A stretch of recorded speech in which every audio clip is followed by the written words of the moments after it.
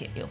Obila e sub-county Rarieda e county ma Siaya timo nonro ewi tho mar Moses Oduor ma en jalup Ruoth ma member sub-location ma wachore ni nonegi gi jok moko ma ok ong'e sa 7 mar otieno manyoro.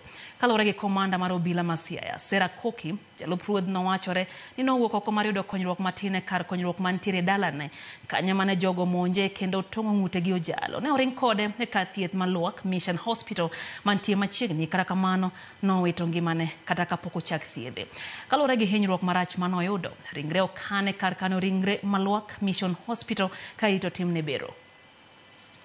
I have been informed by the sub-county police commander Rarieda. We are actually looking into that matter. Is Moses Oduor. He was actually assaulted in his home. He was assaulted during the night. He was taken to the hospital and succumbed to the injuries at Lower Mission Hospital. But we actually do the investigation first to see whether we can actually get the sealants. And the DCI men and officers are on the ground. Establish how could somebody come and attack him in his home.